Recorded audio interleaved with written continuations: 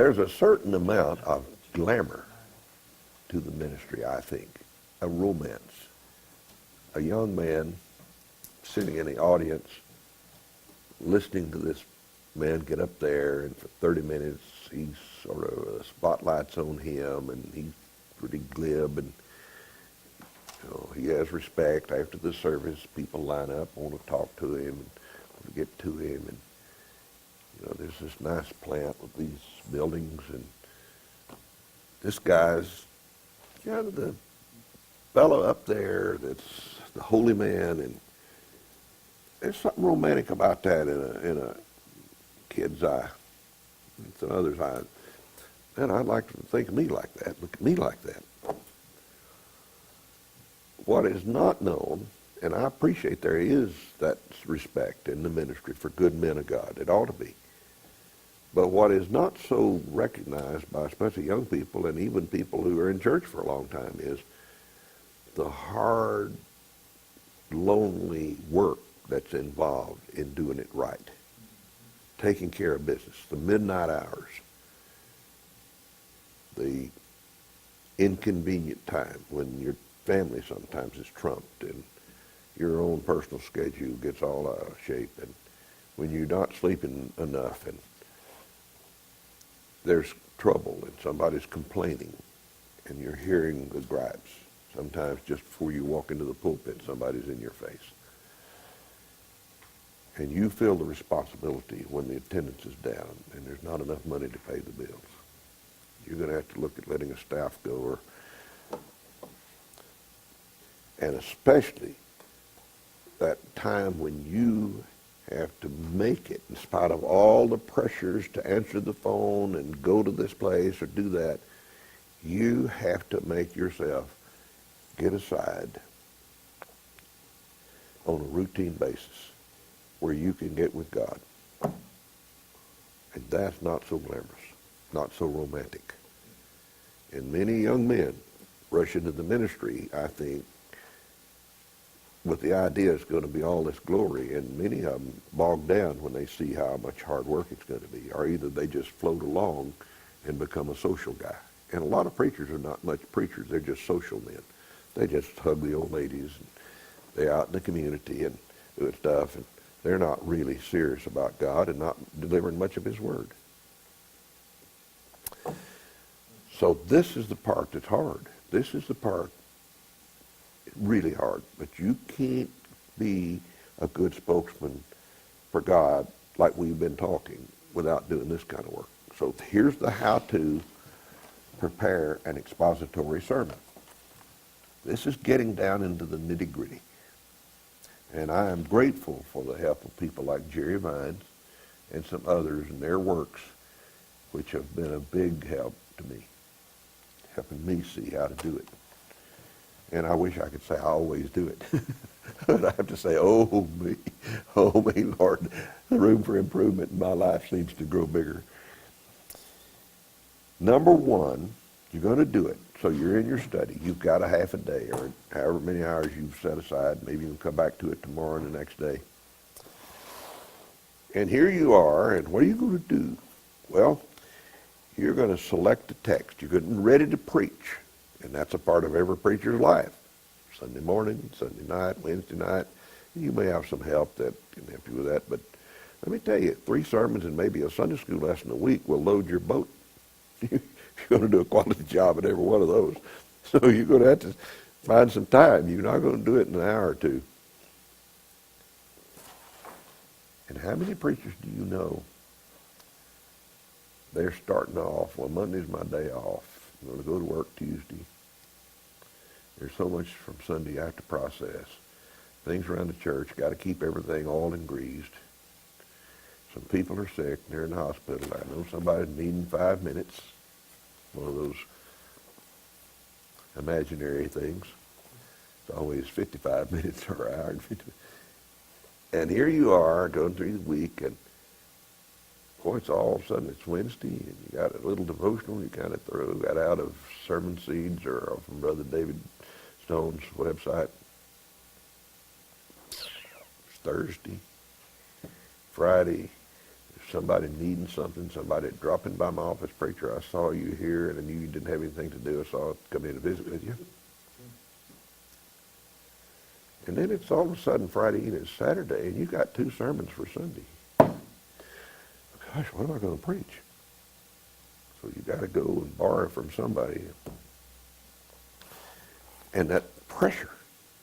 And then you getting up in that pulpit, knowing that I'm not ready. You know when most preachers sweat the most? It's not when it's hot, it's when they're not ready, when they're not prepared. That's when they really sweat. You can just see them perspire. That's the picture of a lot of pastors, of the kind of life they're living, and this squeezing in this sermon stuff till Saturday night. I've heard preachers say, well, on Saturday night I was getting my sermon for Sunday. That'll give you a heart attack when you're 50. This is not in the notes, but I'm just going to tell you this before we get this selecting the thoughts. I think it fits right here. I have for a long time, and I learned this. I didn't learn this in seminary, I can tell you. I learned this the hard way. I'm going to get my sermons ahead of time. I found out that I'd rather be preparing this week, not for this Sunday, but for the next week, than preparing this week for this Sunday. Because I got the deadline. I mean, you don't just get up there Sunday morning and say, well, folks, I was real busy this week, and I felt bad, and I had a funeral that I didn't expect, so I have nothing to preach today. Y'all need to get up and go home. Try that 1 or 2 times, see how that goes. Don't try it. I'm just being facetious. But you know what I mean. But you're going to have to get up and do it whether you're ready or not do it. Not ready. So what I found was, I know there are going to be some people get sick, going to be dying, there are going to be some unexpected things. I'm going to every now and then have a bad migraine headache or something bad. I know that. I know there's going to be stuff at church that has to have attention. So why not go ahead and prepare a sermon? I'm ready for this Sunday, but then I reach out there and prepare an extra sermon for the next Sunday. You may take 2 weeks to do it, but in a little while, I can be 1 week ahead. I'm putting myself a little slack in here, a little shock absorber. Even car people know you need a shock absorber. I got one built in here. But if I could do that for 1 week, why couldn't I do that for 2 or a month or maybe even longer? And I know what the brethren will say. You know, it was David's big brothers that came to him and said, David, you don't know anything about war. You need to go home. We'll take care of Goliath. And they were hiding in the foxholes. But the brethren always tell you, well, brother, you won't lean on God. You don't let the Holy Spirit of God lead you if you got a sermon a month ahead. If I believed the Holy Spirit wasn't smart enough to know who's coming to church in a month, I wouldn't believe in the Holy Spirit. Heaven's sakes, he knows who. He can help you here. You don't have to wait till the last minute. But if I do that, I can then take some pressure off, and I can have a whole week come along where I don't prepare one sermon or spend much time in study because there were emergencies. I mean, just stuff in my face that I couldn't get, but it hadn't affected my preaching. I'm still ready to preach. Always looking ahead. And as I think I've told maybe some of you, there's nothing wrong with taking a sermon or a set of sermons on a book of the Bible that somebody's done a lot of the research and organizing and finding the central idea of the text and all of this stuff we're about to talk about, and has done this through a whole book. And I can take that, and I won't just preach that guy's sermons.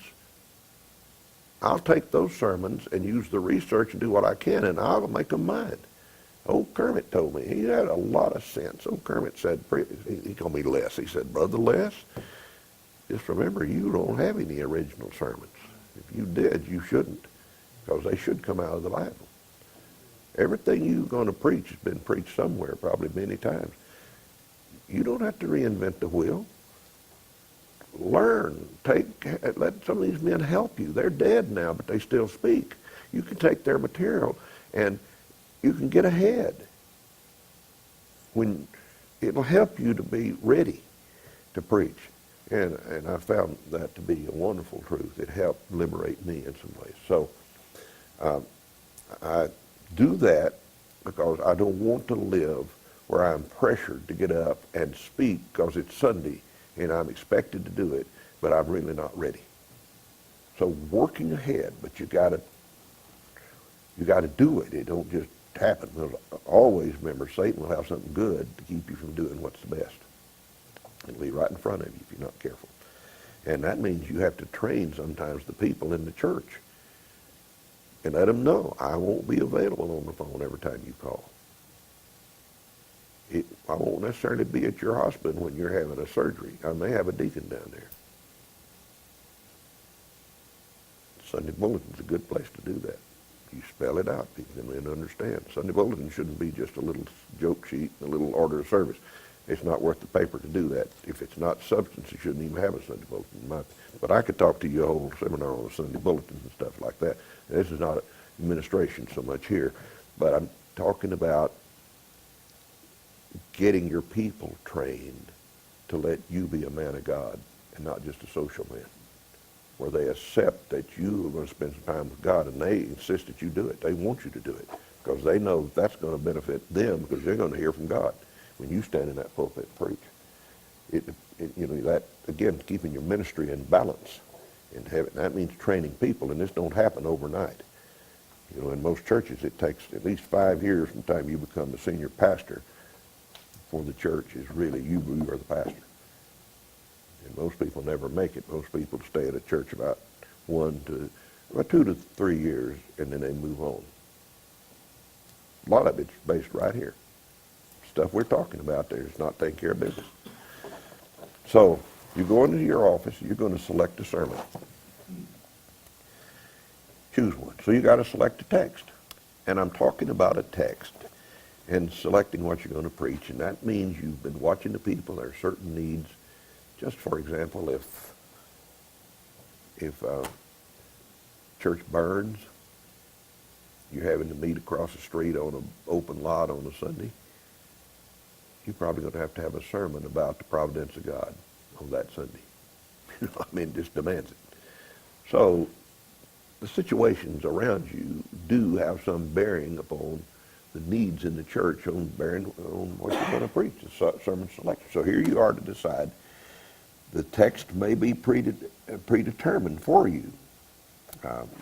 Some churches have especially in teaching, a predetermined curriculum. Like down in our youth department at Northwest now, we're going through some of the Answers in Genesis material. It's really good apologetics-oriented material, so that's what our curriculum is. So the teachers in there don't have to decide what they're going to teach. It's already predetermined.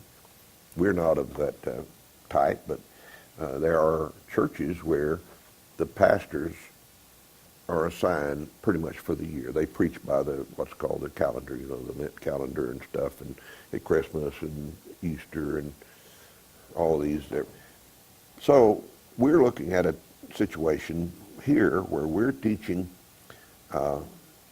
selecting our own sermons, and I especially, as I've already indicated, like preaching through a book because it tells me where I'm going. Let me tell you what the number one pothole where you can lose your church, lose your Sunday school class in expository preaching is. It's taking too much and staying too long in a given section.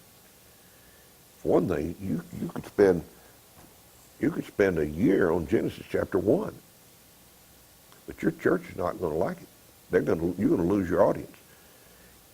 You're going to have to select what you're going to teach if it's John, and probably preach through John, maybe in a 15 or 12 or 15 sermons, or at least maybe John, you might want to go 30 sermons or something, because it's one per chapter or something. If you're not careful, you'll get so detailed, and so you just stay here, and it'll seem to everybody you're not moving. You're just totally. That's a big danger, and it'll lose your audience for you. So choose in this section. I'm going to do just the highlights. These are going to be highlights from the book of John, or highlights from the book of Psalms, or whatever. And you may then later say, we're going to go through the first book of the Psalms. There's 5 books of Psalms in there. They're divided that way. we're going to go through this one on Wednesday nights, so we're going to spend 20 weeks or whatever. And you can come back in greater detail. But you don't have to do it all at once. In expository preaching, the trend is to do it all at once. And it'll ruin you, and people get tired. I don't want to hear that expository. So you are determining, but when you're going through a book, it's wonderful because depending on how much you're going to take at one bite, you already know what's coming, and your people can look ahead, and they know what you're going to be preaching. In determining your own curriculum, several factors should be considered. The needs of your audience, they vary from church to church, time to time. If you're a new pastor, you preach probably something that you wouldn't if you've been there 10 or 15 years.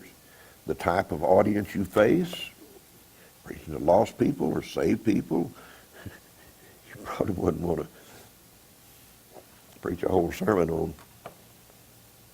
maybe 5 points of Calvinism to your junior church people. You gotta kind of fit the audience here, and senior citizens. One time or brief appearance as opposed to ongoing forum. Certainly, you're going to preach at a conference like Rogers, or Brother Sparks is having one in October. If you're asked to preach, you're not going to do what you would on an ongoing basis in your Sunday morning in your church. That's common sense stuff, guys. We know that. And then number 2, determine the natural perimeters of the text. Now, you've selected a text. Okay, how much? Keeping in mind that when the King James guys came along and they divided the Bible into these chapters and verses, they didn't always get the paragraphs in the right spot. You're reading at the end of this chapter and it flows on into the next chapter. So it's good for you to get the flow of thought. Do not be contained necessarily by books and chapters. See the flow. Identify these paragraphs that are there. And find where the natural paragraph is, ends and begins. Always view a paragraph in light of and in harmony with the larger section, which is where it's found, the before verses and the after. That's the reason reading, especially when you're going to preach through a book or teach through a book, reading the whole book is so important. It helps you to make sure that when I look at this paragraph, I'm seeing it in light of this book. And then obviously you're going to have to see that book in light of all the books. But here you're zeroing in on one sermon. You can't preach the whole Bible in one sermon, obviously. So you're going to have to take it in bites, section, little parts. Always in larger section in light of the harmony with the theme and message of the book, where it's found, and in light of the whole. Number 3, find the central idea of the text. And we just shorten that to CIT, central idea of the text, the CIT. This part right here is so vital. I just can't stress how important it is to you get the idea. Under that, considering read and read repeatedly. Generally, going over a section, reading it till you can almost quote it. Where it's in your head, you know it. I got it here. It's in my heart. Slowly, carefully, looking at every detail, turning over every stone, seeing what 3 ideas or 10 ideas can I go through and get out of this one section right here. Just getting all you can, squeezing it. Read the verses leading into and flowing out of this passage or text.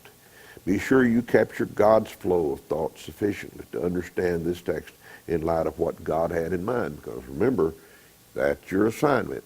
Find out the message of God and deliver that message to this people. So you got to this is how you're getting there. You're reading, you're thinking about it, you're seeing what he said before, seeing what he said after. Look for the idea of this text in light of God's bigger idea. You see it in the whole picture. Read and meditate until you are sure that you have God's idea clearly in mind. You do not have the central idea of the text clearly in mind until you can state in one summary sentence what the author meant by what he said. You've got to be able to. If it's not clear to you, it won't be clear to the audience. If you can't see it, your audience will never see it. You've got to be able to elucidate it. You've got to be able to speak it in your mind. Somebody asks you, what's the point of your sermon today? You know where the main point of your sermon should be stated? It should be your title. Your title should always suggest what that sermon is, and in a sense be a little summary of that sermon.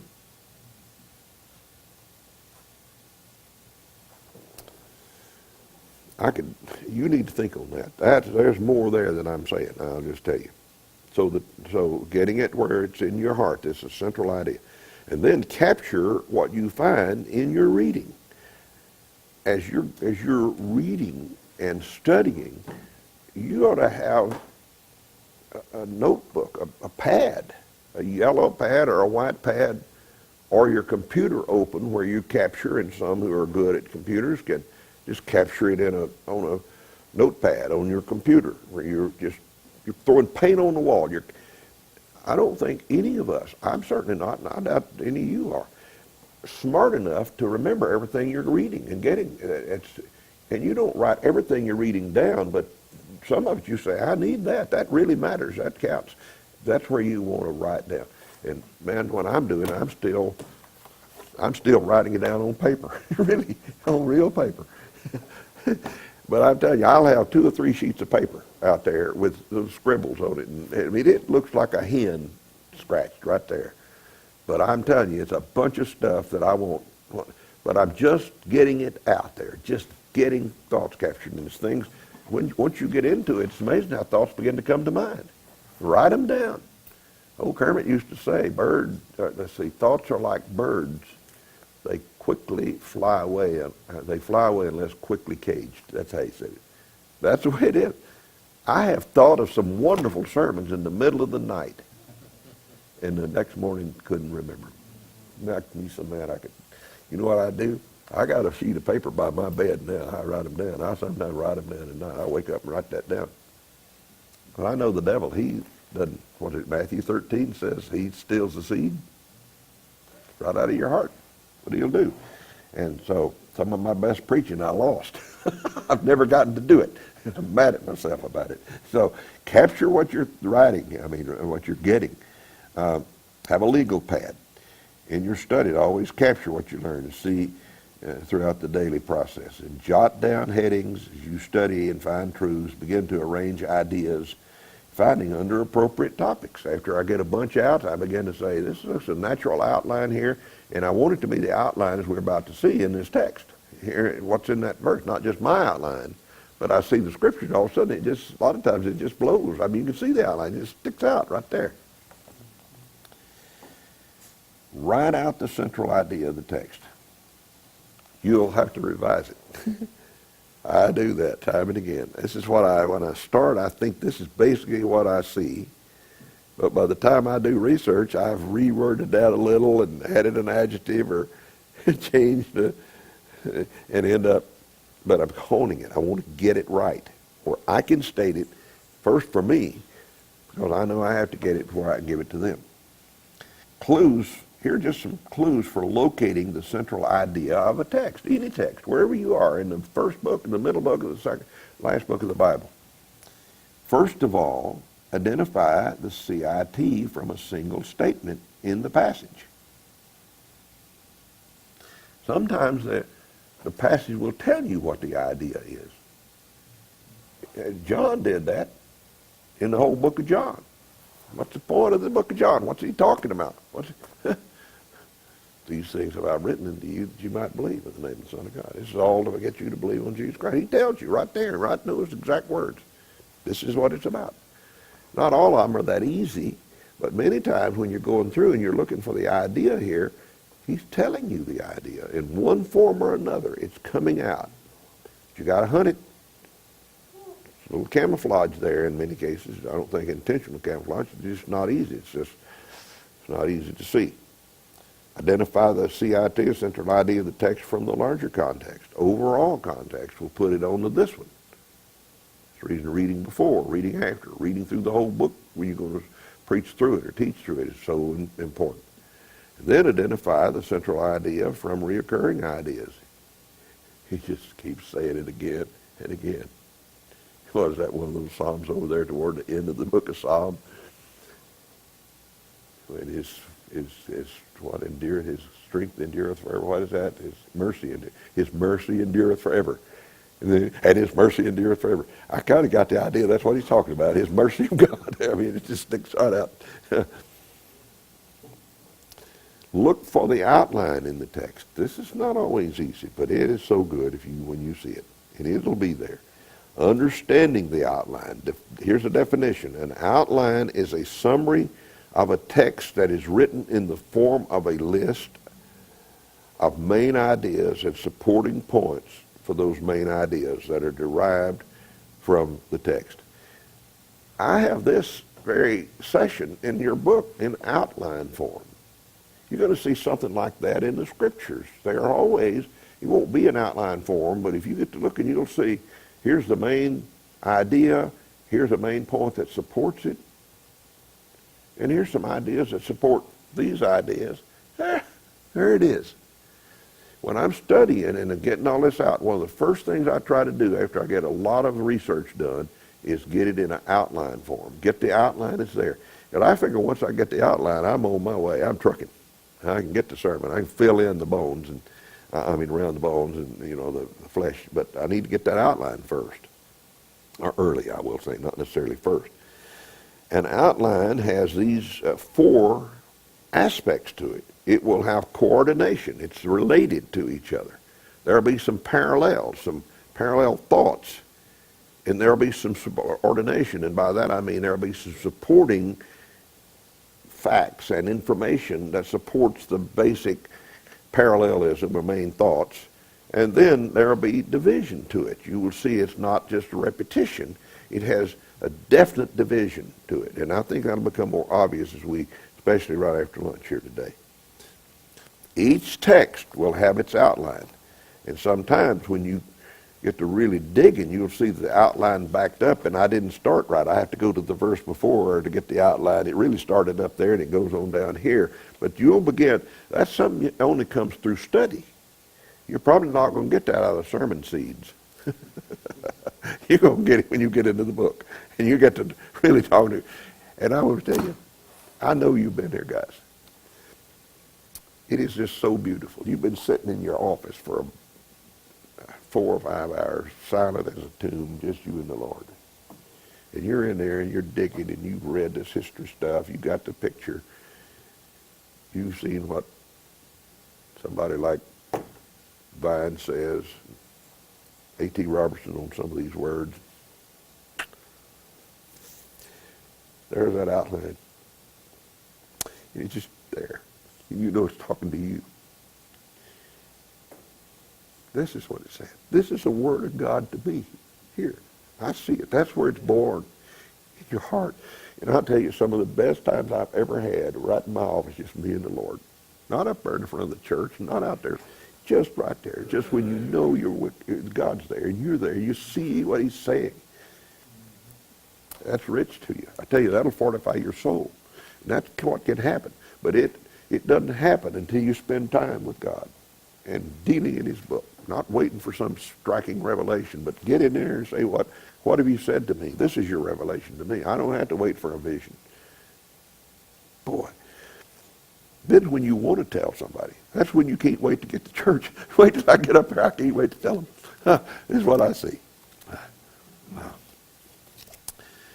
Your task is not to make an outline. Your task is to find the one that God has already placed in the text. Never impose an artificial outline on a text. Don't just try to make one up. Find the one that's there. It's not easy. In logical order, write down the main points or points of equal strength within the text.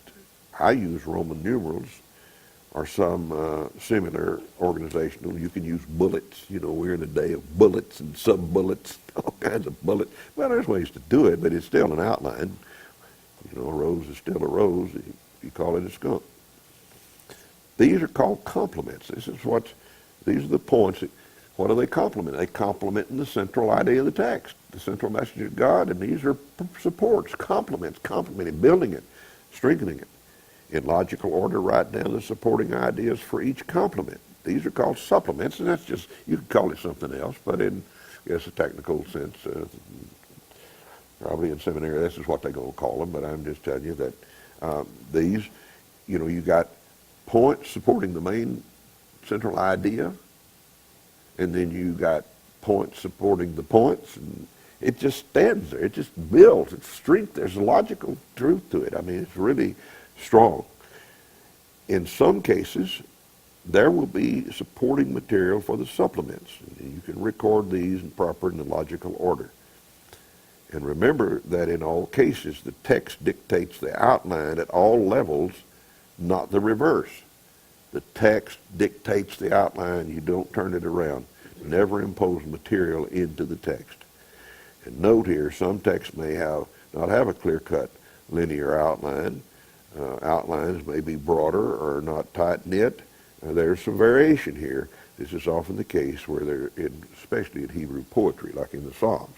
You can't always get real easy outline there, but it'll work. I mean, you'll see it. Oh, listen, I don't get up, and you don't want to get up there in front of your audience and say, now today, I have an outline to bring to you.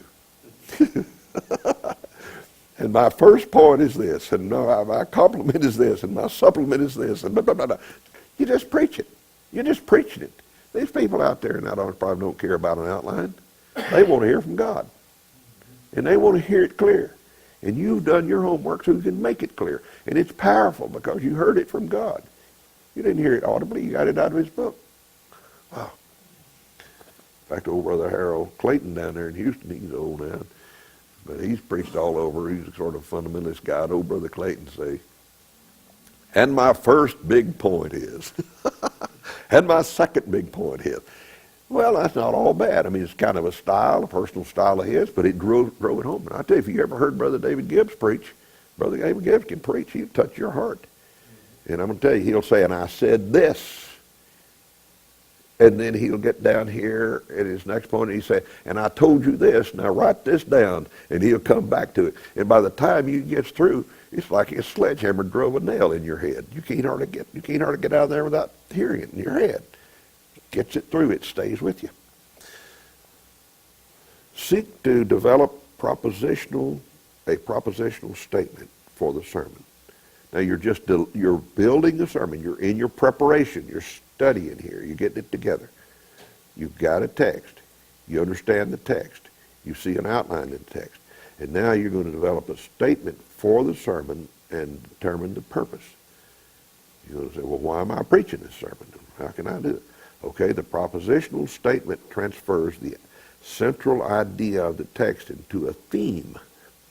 This is the general central idea of the text. It's kind of you're just putting it in a different word. This is the theme right here. This is what this whole sermon is about, this theme. It's on the love of God. It's on the sin of witchcraft. It's on hatred. It's on the plan of salvation. But you got an idea. This sermon is about this. And it's right out of the text. I didn't make this sermon up. I saw it. Now this is what it's about. I'm telling you. The central idea of the text is a statement of what the author meant by what he said or wrote. A propositional statement is that idea transformed into a theme for the lesson or the sermon by which you will communicate the author's idea to your contemporary audience. The proposition transforms the past tense idea of the author into a future tense application of that idea to the contemporary audience at hand. In other words, you're getting it from back there to them. I mean, this was written, the very most recent statement in the Bible that you can read or deal with is nearly 2,000 years ago in Greek. And here you are 2,000 years later in America to an English audience. You got to tell them what he said to them, how it applies to you today. It's not as easy as it seems, but it's wonderful. Don't you consider yourself blessed to be a preacher? That God called you? Paul said, I count myself, I'm thankful, I'm grateful that that God put me in the ministry. I say amen. I'm just so glad. I can't imagine having done something else with my life. And I'm about here to the end of it, and I know that, but I'm telling you, I'm just glad that God let me be a preacher. I haven't been too good a one through these years, but he let me do it. He could have got somebody else, you know. He said, I could get the rocks to cry out. I don't need you. You need me. It's a privilege to be doing what we're doing, boys. I'll tell you that. No teacher or preacher is ready to start further development of the lesson of the sermon until he or she can express this theme or proposition in a short, pregnant sentence, clear as crystal. This is what this is about. That's what I'm doing today. But that's what you're going to preach about today. You ought to be able to tell them. And really the title of your sermon is pretty well going to tell them. We're talking about the propositional statement, getting the idea that we can succinctly say, understand, and express clearly what we're preaching, what we're doing, and doing it in a way, putting it in such a presentation or a sentence that draws the audience into the picture. How's this related to you? I'm not just going to tell you something that doesn't have any bearing. What I'm up here today is tell you what God said, but I want to show you how it impacts you personally.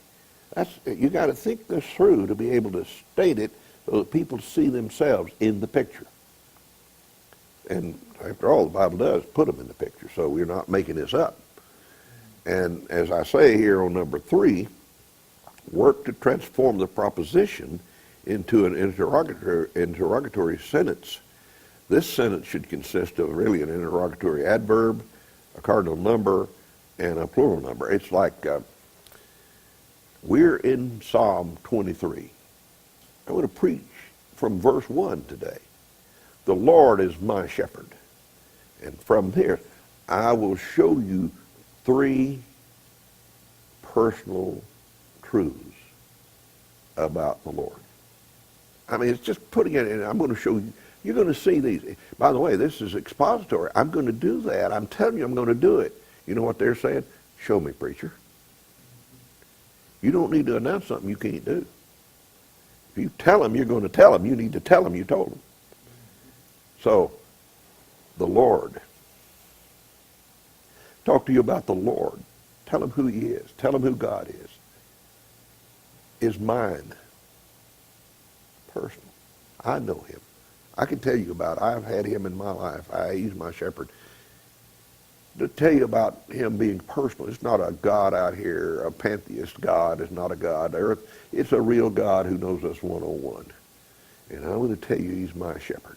And I'm going to tell you what a shepherd does. He looks after the sheep. He takes care of me. He keeps my tail out of a lot of cracks and gets them out of a lot of cracks that I got him in. I mean, I'm just going to, you're going to exalt the Lord. But you're talking about something that's there. And when you tell them, you're going to tell them that, and they can see it. Yeah, the Lord is my shepherd. It's right there in Psalm 23 and verse 1. And then you tell them, and they get hold of it, and they take it home. This is what we're talking, doing that with any passage. Anywhere in the Bible, finding that outline, its natural outline right there. Determine the purpose of the message. Define.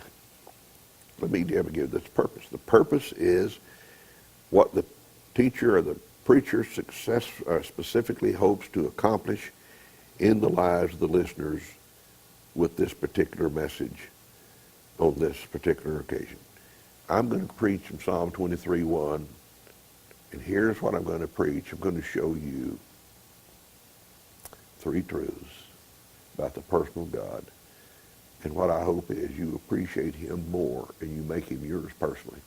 If you're lost, you make him a shepherd. You may get saved. If you're a Christian, you learn to lean on him. And, I mean, you can see what you're trying to do. You're trying to do something here. Communicate this word. So there's a purpose of the message. Every sermon ought to have a purpose. I'm not just up here orating because it's Sunday and I'm supposed to say something. I got something to say from God.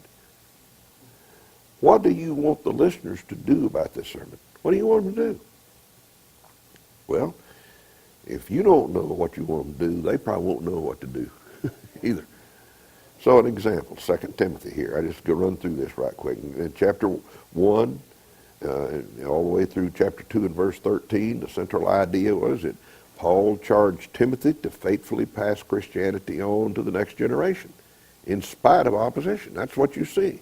That's that general idea. You're going to pass it on. The things that I have said to you and received from faithful, things that I have received, have I committed to you, and you're to commit to faithful men who shall teach others also.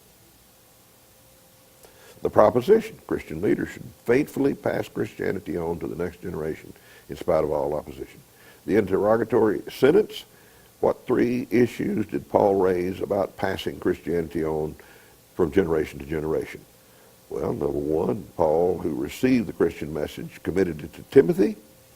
Number two, Paul charged Timothy to commit the message to faithful men, regardless of the cost. Number three, Paul charged Timothy to pass on the responsibility of discipleship to those whom he discipled. That's the idea. I mean, that's not the only idea, but that's the general idea of that section, and a natural outline that you didn't have to build or make. It's there. You just find it and use it. And then the purpose: what am I doing here? Well, I want these believers to hear this message, to commit to becoming intentional about discipling the people for whom they are responsible. What's going to happen to me when I die if I don't have a disciple that can carry on at Northwest Baptist Church? What's happening to us as independent Baptist preachers? We're not seeing the next generation. We're not passing it on. And consequently, we don't have a good enough stock of Chase Finches out here. It's got to get across. And I understand the idea. Some things are better caught than taught, and especially in the ministry. But we have to teach it. We have to teach how to do it. This stuff, it's what I needed. But it also has to be seen in us. Paul could see it in Timothy could see it in Paul. We need to pass it on. We got to do it. Well, this is kind of how we do it. And I understand that what I'm doing right here, guys, you need a whole course in this, just this right here, and I need that. But at least this I hope it creates in you a big enough view to realize this preaching. When you hear a man preach, and you know you heard from God, it's not accidental. It didn't just because he's one of the blessed ones, and God said, "Eeny, meeny, miny, mo." No, sir. Some people are willing to pay some prices. They are willing to choose what's important in life, and I'm going to spend it with God. I'm going to get His Word, and they're going to then be the ones that people hear and say, "Boy, that helped me. That reaches lives. That changed. That's what." But it's not just, well, I can just go along and take care of everything else and just have a wonderful sermon every time I get up to preach. It won't happen. Check your proposition. The proposition promises to information that the lesson, the sermon must fulfill. So if you're going to tell them you're going to preach about Psalm 23 and verse 1, you better do it. Again, I've told you I will, you better do it. What you said you'd do. They'll figure it out that you didn't for long. A good proposition should be a generalization, reflect the timeless universal truth of the text. Proposition should be one simple sentence. Proposition should be very clear, and it should comprehend the entire thought of the message. Proposition should be important enough to deserve the elaboration that's going to happen in the main body, and the proposition should express and imply some response on the part of the hearers. What you're going to do about what I'm going to preach to you today. And then number 6 in this outline here, develop or flesh out the outline. Now you're in your study, you got your proposition, you've got an outline, you know where you're going. And then when you're going to flesh it out, you're going to really start doing what I'm about to talk about here. Organize your exegetical work into harmony with the central idea of the text and the natural outline. Arrange the material in such a way that when it is presented, the listeners will see it clearly. The message is there. That's what I see right there in the book. In the body of the sermon, exegesis is first. You show this, they understand this is coming right out of the Bible. Application is empty and powerless if it is void of God's message. That's where the exegesis is so important.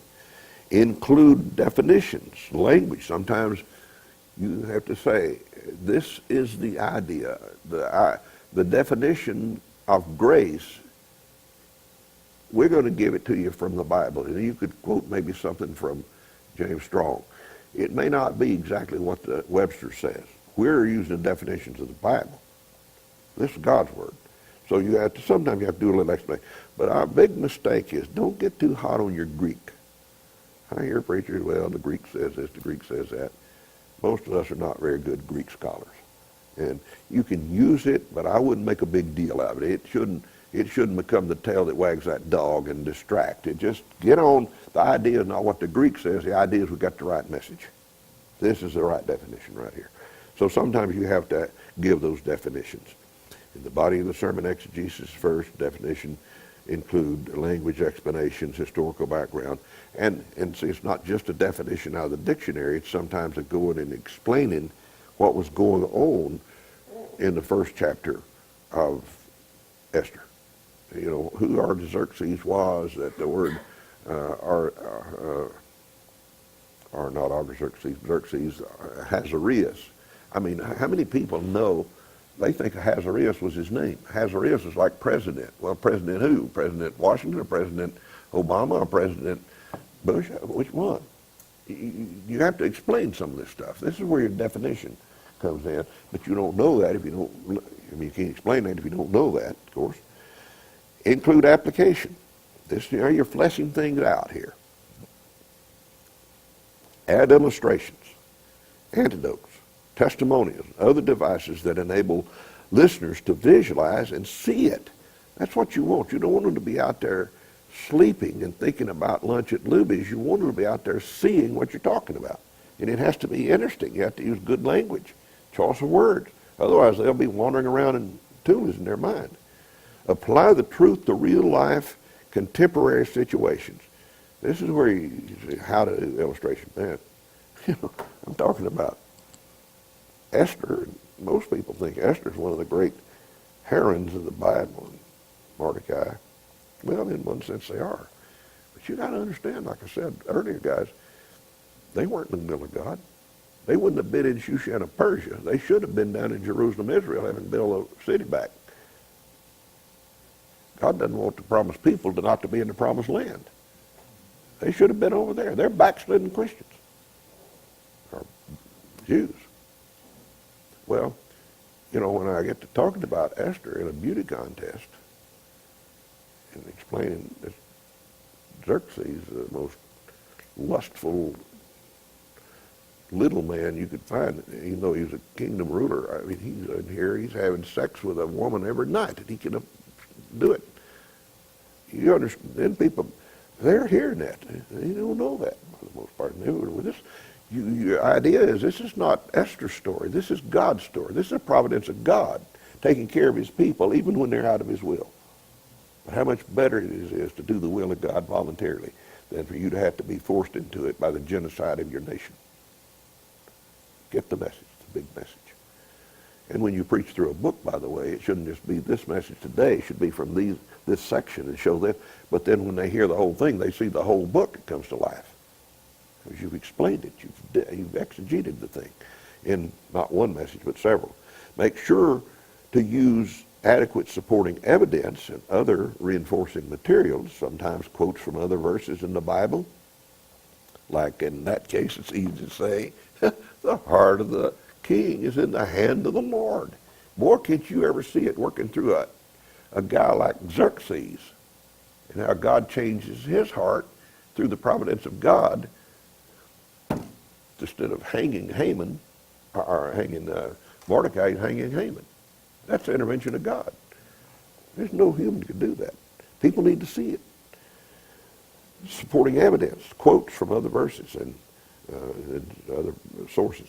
Application should certainly be built into the sermon. It becomes more and more and heavier after adequate exegesis is given. However, application can be interspersed throughout a whole sermon. You know, you bring them to the bar, but they're getting to it all along. They don't just get to it all of a sudden. Be sure the sermon has harmonic flow. I've mentioned this. The sermon should build toward a point. You need to be going somewhere. You know, some of the best sermons I've heard it's something I knew. I knew it. I didn't hear anything original in the sermon. But when the guy got up and announced his text, I saw his sermon, maybe in the bulletin, his title.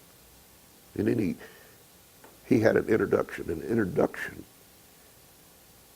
told me where he was going. He basically said, this is what I'm doing. It was interesting. I mean, all of a sudden he got my attention and told me where he was going. And then he announced his first point. He didn't even point it out, but it was clear.